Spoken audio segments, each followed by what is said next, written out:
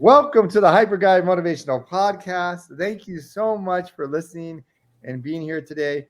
I have a wonderful guest, Aminah Elster. I've known Aminah for a long time.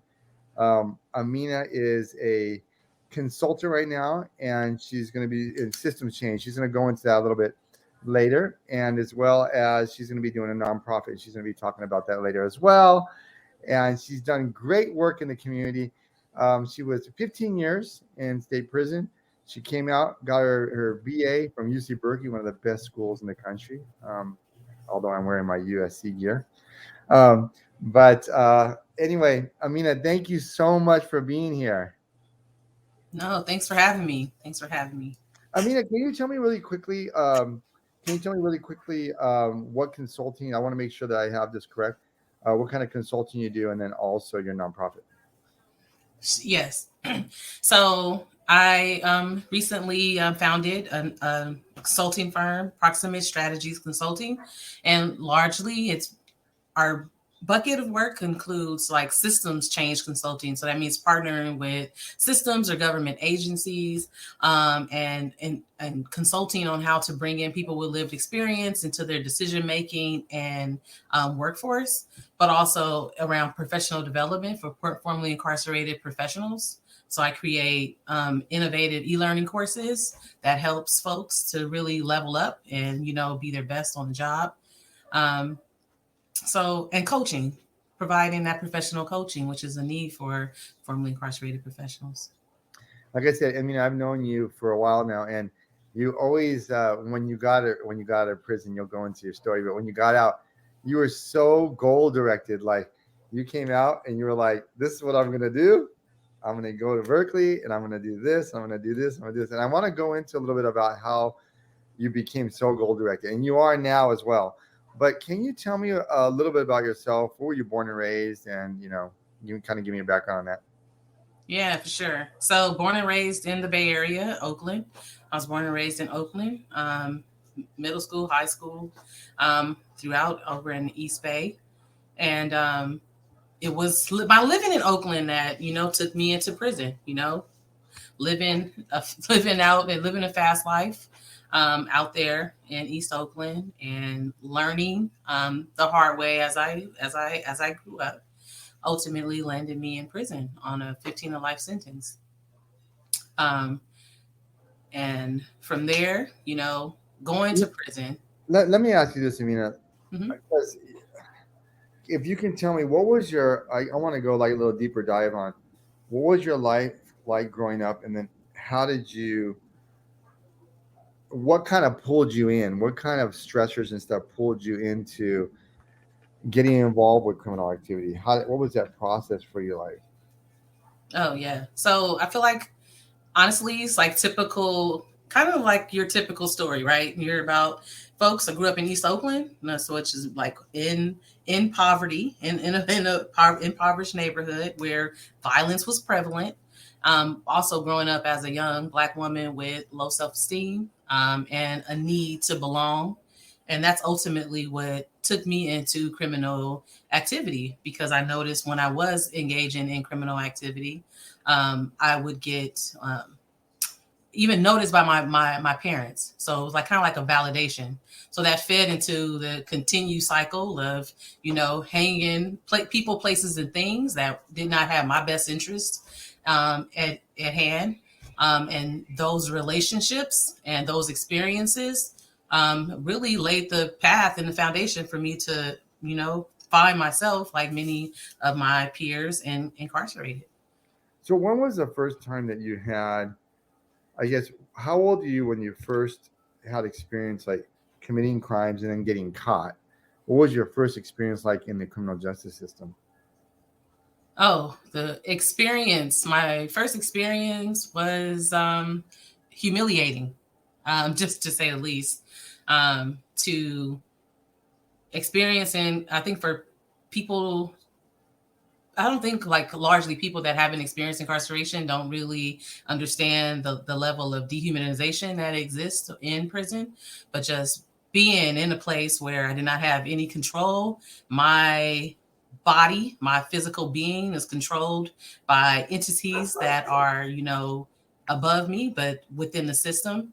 Um, which also, provided me a glimpse of a place that I did not want to be. This is a place that I didn't want this for myself. Couldn't see myself, living in institutions for the rest of my life, or continuously repeating that cycle. But So what was the first crime? Did it like kind of did it like did it escalate, or did what the first time you had contact, or the first time you had contact with the criminal justice system, was this, did friends of yours get arrested, did you get arrested, and then was it going to county jail, or did you get caught up and went straight to state prison? Okay, so no, great question. My very first encounter with incarceration, I had to be like 18 years old. So at a young age, my criminal vices really revolved around like check fraud. So a lot of uttering a forged instrument, and that was my first encounter with the carceral system, and it was in the county jail for uttering forged instrument. And this is me myself going into banks, which is something I had learned from my associations, and took and started embarking upon. So yeah, my first encounter was in the county jail, Santa Rita County Jail, for uttering forged instrument. And then that, um, after, I wasn't just one time. I think I went to county jail maybe like 3 times, and was given probation until ultimately my criminal behavior escalated, and I ended up going to federal prison for embezzlement. So then I go to federal prison.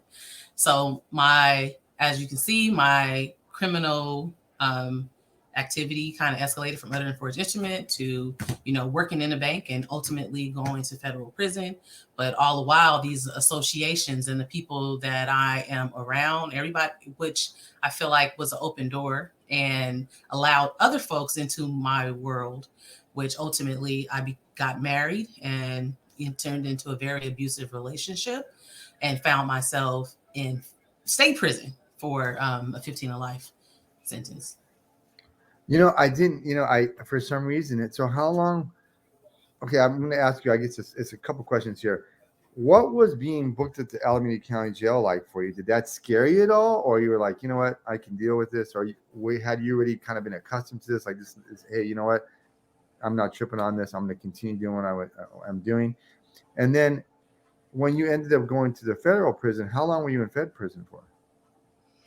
I was sentenced to federal prison for a year and a day, so that I could get 85%. So my sentence was actually like 10 months in a federal prison camp in Dublin. And my experience in the county jail, yeah, no, that definitely it affected me, which I spoke earlier about the dehumanization. But I think like when you're involved in like maybe criminal behavior or other kind of activities, you have this flawed mindset that you are untouchable, or that okay, I won't find myself in this position again, or I will be slicker this time, um, yeah. And so, what was it? And when you talked about dehumanizing, I think some people probably don't. If you can create a mental picture, what that means, for some of our listeners, they don't know what jails are like, or what prisons are like. What do you mean by that? I mean, I think I can guess in terms of, they strip search you. They, what are the kind of things that you felt as though it was dehumanizing for you? Yeah, so that's one of them. Having to be strip searched or not even having any autonomy over your body. So you strip search in a room with like 20 other people. So there's like no privacy. The fact that you are, you know, um, after you're incarcerated, you're really your number. You're no longer yourself. I'm no longer Aminah. I'm largely a number in the last name.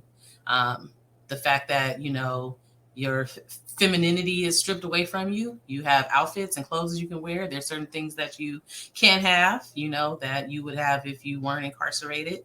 But it really kind of prison and jails really strips away any kind of individuality from individuals, and family, strips and tears apart family. Um, so in that way, really strips away people's humanity and self-esteem, and family. It's like prisons and jails strips away a lot of what you know folks in this country and in the world really value, which is individuality, humanization, and And what was like federal prison like for you? How did you? I know there's, if you can explain a little bit, there's politics inside. What was that like for you navigating all that, and what was federal prison like for you? federal prison was real similar. So it was camp, and it was still a prison. You're very present. You know that it is a prison. A lot of people was like, "Oh yeah, federal prison is different from state prison, but you're still confined. You're still separated from your family."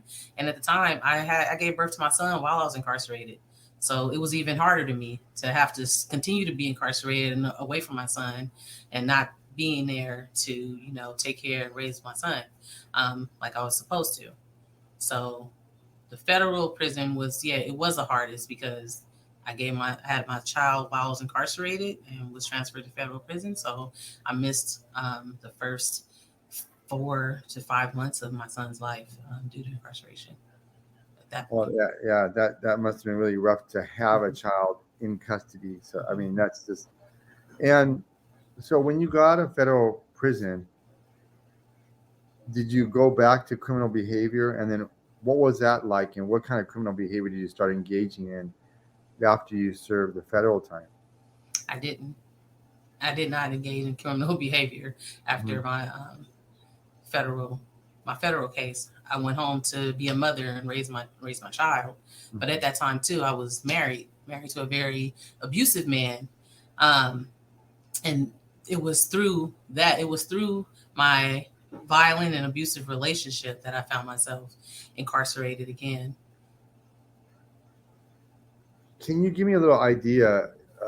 I know you. I know that you went through a lot in that situation. And unfortunately, I see many women end up going to state prison, and they are engaged in relationships with people that are abusive.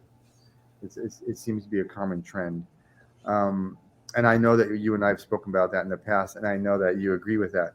Um, how did you get pulled into this? And was it frustrating for you not to be able to say, listen, I got pulled into this, and why am I being sent to prison? Well, how did I get pulled into it? I would say it was all about relationships, not wanting to be in my violent relationship anymore and not really having the tools or the knowledge on how to leave that abusive relationship. um, I essentially put other folks that was in my life that cared about me in danger, um, which that is what led me. So I would, yeah, that's what led me to prison. Has having not knowing how to get out of the situation, believing that, I had the answers and I did not, but also ultimately having other folks in my life that loved and cared about me, and wanting to help me. Um, yeah, put lives in danger. That's what drew me. That's what got me sent to state prison and drew me into the yeah the logistics around why I found myself incarcerated. At the time, did you feel as though did you get proper I'm just wondering, out of this, we have these open conversations all the time, did you get proper, a good defense attorney to help you so you could give your kind of, you know, your part in it? And did that help? Because you ended up still getting, I mean, you were down quite a few years. I mean, were you able to mitigate that at all? Because you were in 15 years. Yeah. I was because I had been diagnosed with battered women's syndrome prior to this my state offense of second degree murder, and that was my mitigated. I took a plea bargain, which 15 to life sentence was my mitigated plea. I could have had life without the possibility of parole. Um, so they did take in my previous history of abuse into the fold, and hence my lesser sentence of 15 years to life. So when you went to prison, what was the difference between state prison and federal prison, and what was that adjustment for you like? And how old was your son when you went in? Yeah, so I think that there's different dynamics. There's different caliber of people in federal prison, different caliber of people in state prison. Um, and a lot of folks in federal prison are there for white collar crimes. A lot of folks are in state prison due to mostly violent crimes, because a lot of your lower level nonviolent crimes sometimes stay in the county jail. So I think that is like the main difference for me. And when I went to prison for my state case, my son was 2. He was 2 years old. What was the dynamics inside the prisons when you first went there? There's so many people that go in and they're like, you know what, I'll deal with this, and I'm gonna go ahead and be hardcore, and you know what, I'm gonna go ahead and make a statement in the prison. You know what, I'm just about, surviving in here at this point. What was your evolution as a person all those years, and what made you the person you are today? Yeah, I think going into prison, I had a good attorney, and on the onset, he was like, "Well, you just go to prison and do your 15 years and go before the board and you get out." And it sounded real easy, like really straightforward.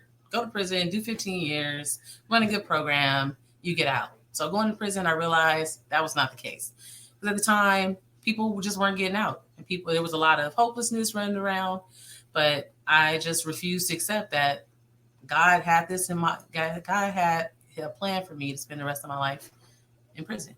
I didn't. So immediately it was about, what do I have to do to get out of here? And a lot of that was fueled on my passion to reunite with my son, and my passion to um, just not become, a product of my environment, or a product of the system. So asking folks, about their experiences going to the parole board, finding folks that was willing to share their parole transcripts with me, asking for support or feedback. With that also gave me knowledge around the process, engaging in groups, creating groups to fill voids that did not exist, that were critical for folks on the inside serving life sentences in order to obtain their freedom. Um, all the while, my North Star was reuniting with my son, who was 2 years old when I left. And that really kept me anchored, and on task to my mission of liberation. I assume, and was your son visiting you in prison all those years, or not one time? Not one time. Yeah. So my family pretty much disowned me when I was in prison, and I thought I was doing the right thing by leaving my son in the care of my parents, because at least I believed at the time I would have access to him. I would know where he was. I would be able to talk to him, and that wasn't the case. Because I was disowned and wasn't really allowed contact with him. So for a long time, I couldn't talk to him. I did not have an open line of communication, but I would still write every day and find creative ways on how to, get message to him and let him know that he is loved, and that I am fighting to reunite, and just, willing to be there and answer any questions like he may have. And that was something I, did until I was released. How quickly did you start going into? You said you started to engage in treatment programs inside. How quickly did you do that? Did you do that like the first year you were there, or did it take you a while, a couple of years to kind of process? You know what, I want to get out of here, or did you go in saying, I'm gonna get out of here. I'm gonna do what I needed to do to change myself to get out of here. Yeah, it was immediately. It was immediately. Um, yeah, because that was the goal. I was not finna. I cannot imagine myself sitting there, and seeing how folks do their time. I'm an observer, so just watching and listening and seeing, how folks do their time, who's getting out, what have they did to get out that they can model, that something that I want to pick up. And higher education, access to higher education. Those are my goals. So, what kind of classes did you take inside the prisons? Well, I took like fiber optics, electrical, vocational carpentry, office services, Um, AA. I have two AAs, one associate in science, one associate in liberal arts and humanities, paralegal, family law, civil litigation trainings, and then a host of like self-help programs, from, you know, impact to anger management to creating DV programs that didn't exist inside of this women's prison. Um, but a large portion are have been survivors of domestic violence. So really creating and facilitating those courses to peers, self-esteem courses. I mean, a whole list of different kind of self-help and education is really what I immerse myself in. Was there any point at all when you were in prison that you felt as though did you ever get and I, did you ever feel like, you know what, am I ever going to get out of here? Did it ever feel hopeless for you? And how did you process that? Like, you know what, I'm gonna fight through this. How do you get through those difficult times, the resiliency of just being able to get through those every days?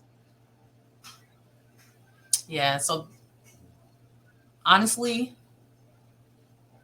no, I had it. I knew. I just knew God didn't have that plan for me, and I held firm in that. But I think it was actually, my college courses that helped me get through each day. Just being able to, by reading the text, I was able to like travel the world and see things that I hadn't seen, like growing up in East Oakland, where I'd only thought my neighborhood was all that existed, or, Oakland. So being able to see, hey, there is more out there, in the world, more to experience. But also from my professors, um, being like sources of inspiration and empowerment, like letting us know, hey, y'all could be at Berkeley on a campus. There are formerly incarcerated people on campus at Berkeley, really helped also fuel desire to do what needed to be done to get out of prison. So I can't say that there was ever a time like I was just down, like hopeless, like feeling like I was not. I just knew that God did not have um, prison or incarceration in store for me for the rest of my life. I mean, I guess one of the questions I'm going to ask you is when you went to the parole board, did you have everything ready and did you like, hey, were you excited about going and say I got this? And how many times did you end up? Did you get a grant the first time you went to the board to talk about the things that you've done? Yeah, I went one time. I was granted that one time. I was ready and prepared because my peers allowing me to like read their transcripts, allowing me to support them, also helped me to internalize and really understand, the role that I played, and how things would play out different if I was given another opportunity.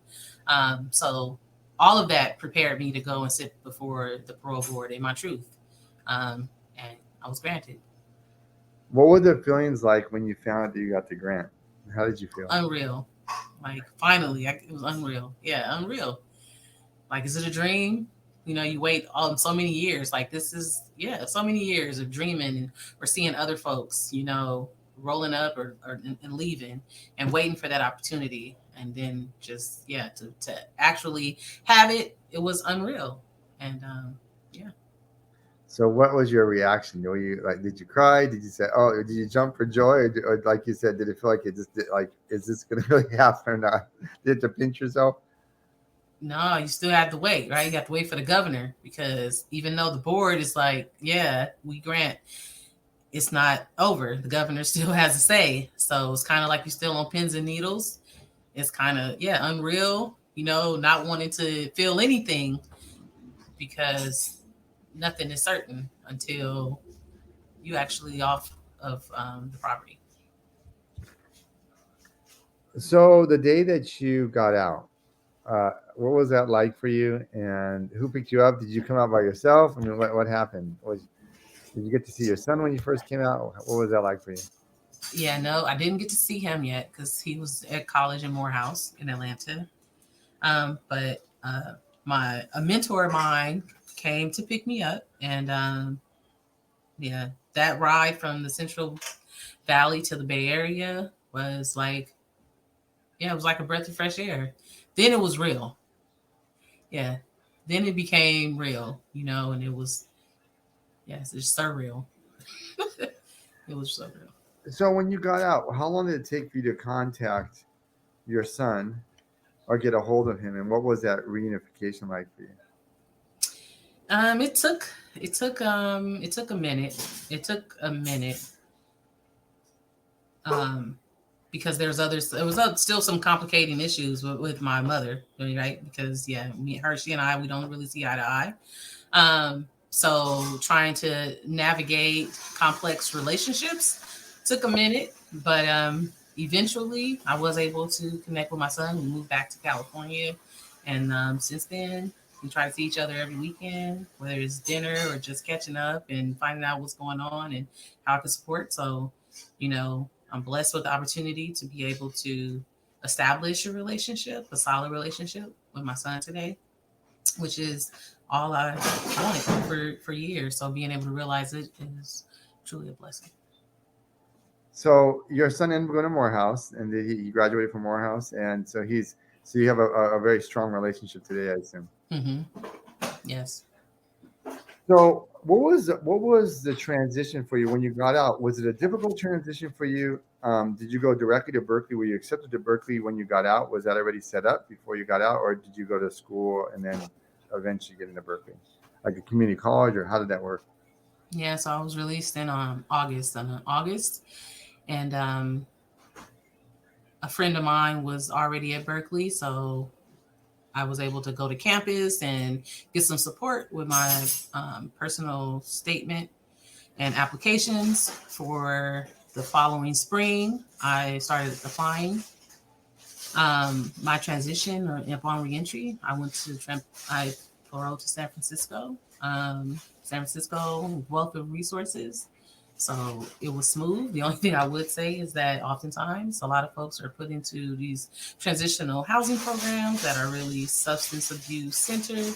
So it was kind of hard having to go to these classes that I had been going to for years and not being able to really get a job or be on campus on a college campus like I would in preparation for school. But I overcame that, and that spring I was accepted into Berkeley. So That's me. That's me. started. That's Hmm. me. I think part of the issue was that when you got out, there was a sea change in terms of laws and so forth, and it was difficult to have programs in place that were not substance abuse focused because they weren't ready for this number of folks to get out. And so I think it's much better now, but I really admire the people that have to do that because you probably could have taught a lot of those classes probably. Hmm. Yeah.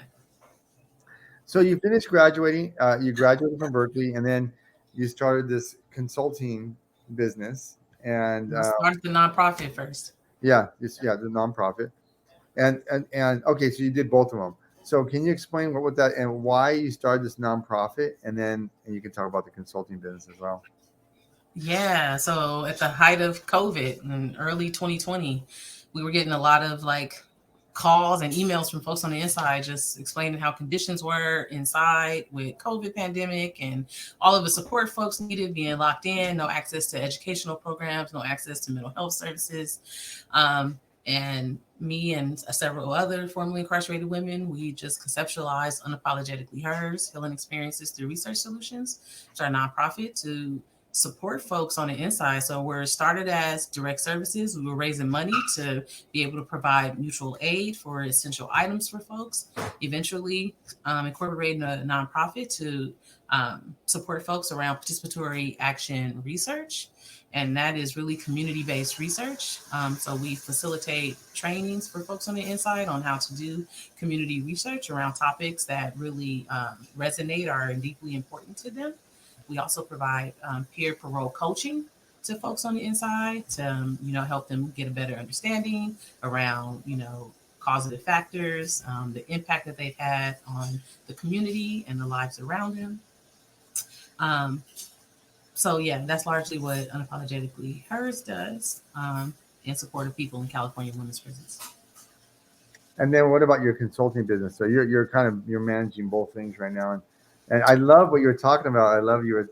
Can you tell me more about what you do for your consulting business? Yeah, so my consulting is Proximate Strategies Consulting, and it's also we work in collaboration with other formerly incarcerated consultants as well around systems change efforts. So we work with government agencies and organizations around like facilitation and training and community engagement work, trying to with the emphasis on incorporating people with lived experience into the fold and into decision making. But we also provide trainings, so professional development trainings for formerly incarcerated professionals, and these are online, innovative e-learning trainings and coaching to complement it. Because it's important for folks to come out and have access to quality jobs, not just any jobs. We want folks to not just survive, but thrive. So being equipped with the skills that a lot of organizations and companies just don't have the capacity to, we come in to fill that void. Well, let me ask you this. What advice would you give to folks that are struggling with drug addiction or folks that are in situations where they're getting involved in a criminal activity and they want to get out of it, but they don't know how? So I think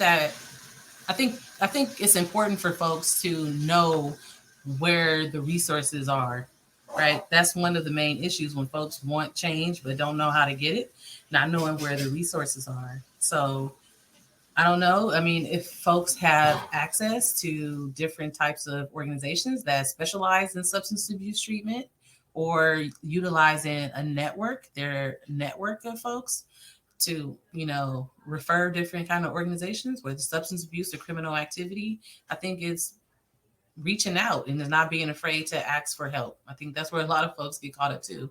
So not knowing where to go and being afraid to ask for help, and knowing that it's okay to ask for help. But and you can do that as easy as go online and look up programs or places that have supports around there. They're numerous and they're available, but it's just knowing where to go for information and being able to ask for help. So I get to ask you a couple questions. Your favorite movie, this is rapid fire here, so be ready. Favorite music? R&B. What kind of art? What kind of R&B? I like Mary J. I like the Isley Brothers. I like some old school R&B. Your dream trip? Oh man, just say Bali.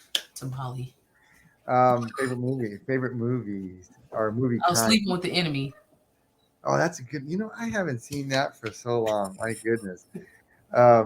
And then, what do you want to be remembered for? Just for being a trailblazer, clearing the path for other folks, other formerly incarcerated women, transgender, non-conforming folks behind me, to be able to realize their full potential. So yeah, being a role model. Okay. So if anybody wants to get a hold of you, what's the best way to get a hold of you, Miss Elster? Yeah, the best way to get a hold of me would be to email me at info@unapologeticallyhers.org. And thank you so much. I really, really, really appreciate you being here today. You're an inspiration to tons of folks, men and women. And thank you very, very much for being here, Aminah. I really appreciate you. Thanks for having me. And until next time, keep learning, everybody. See you then. All right.